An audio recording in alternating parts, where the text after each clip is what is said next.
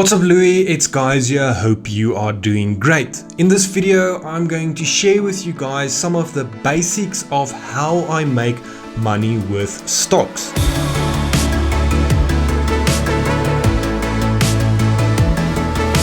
Of course, you'll need a brokerage account before you start investing in stocks, and I have just the one that you can try out. Of course, you guys are familiar with Easy Equities, and that is one that I have been using for quite a while, but recently I have come across another platform which is competing directly with Easy Equities, which is called Brokstock. So if you are interested, definitely check out this company. They have very low trading fees and there's no monthly fees involved like with Easy Equities. I'm going to share the links in my description. If you sign up with my link, I benefit in a very small way, so consider using my link. Check out the platform for yourself and I'm almost 100% sure that you will sign up because it's a great platform. Here is the 9 tips that I can share with you to actually make money in the stock market. The first one is buy the right investments. Buying the right stock is so much easier said than done, and anyone can see a stock that's performed well in the past, but anticipating the performance of a stock in the future is much more difficult.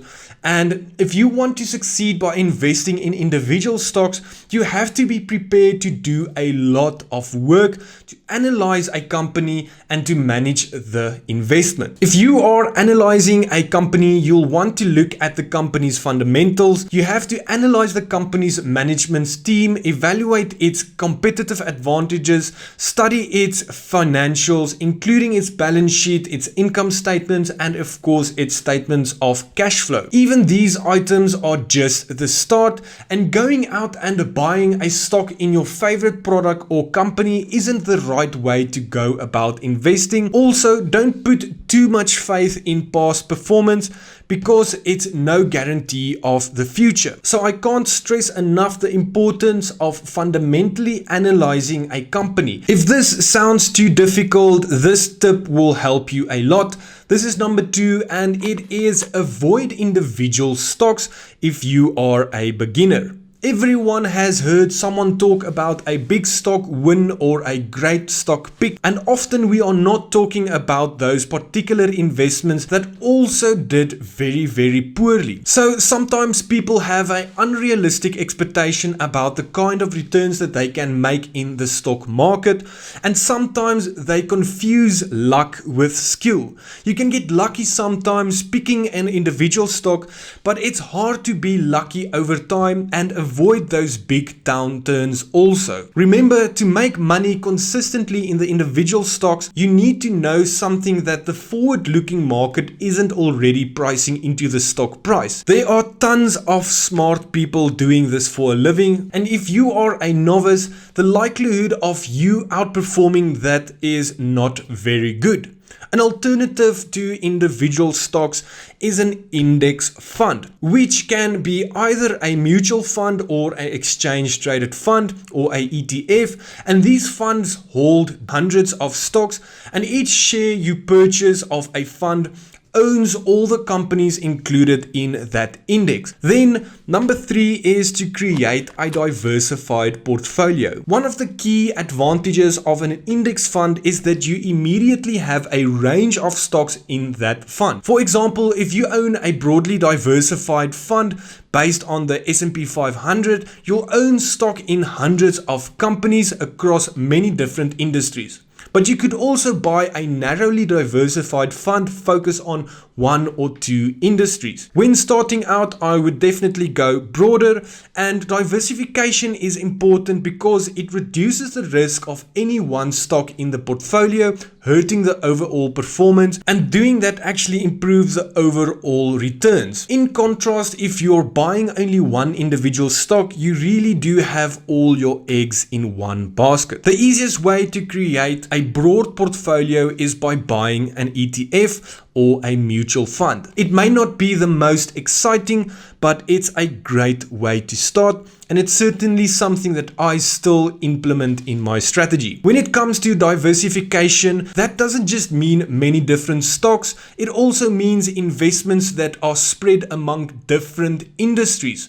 Since stocks in similar sectors may move in a similar direction, it's smart to consider investing in a different industry as well. Number 4 is to be prepared for a downturn. The hardest issue for most investors is stomaching a loss in their investments.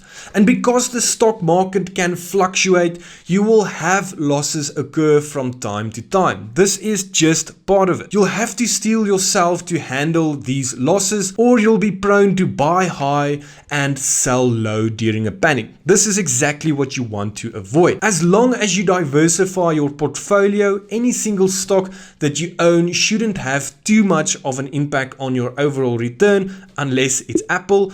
If it does, buying individual stocks might not be the right choice for you.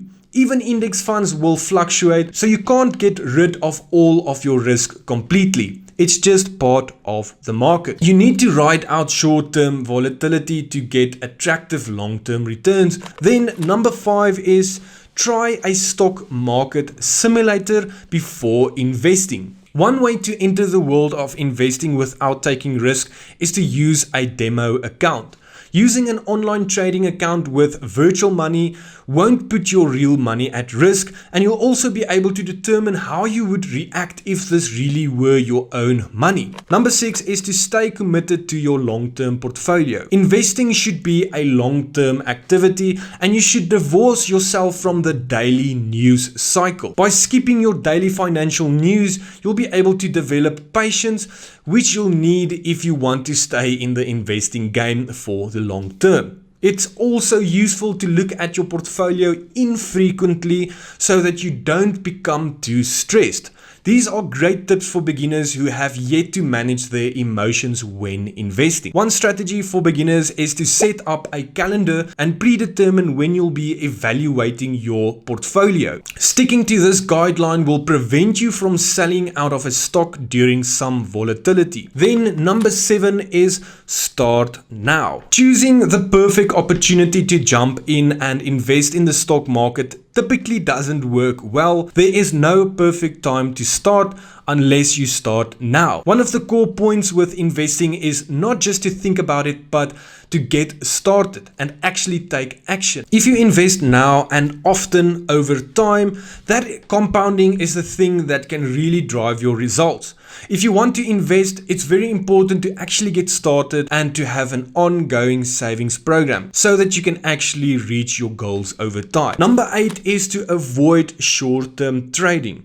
Every guy at a braai talks about trading and making money in the short term, and this is something that you should probably avoid. Understanding whether you're investing for the long-term future or the short-term can also help determine your strategy and whether, of course, you should be investing at all.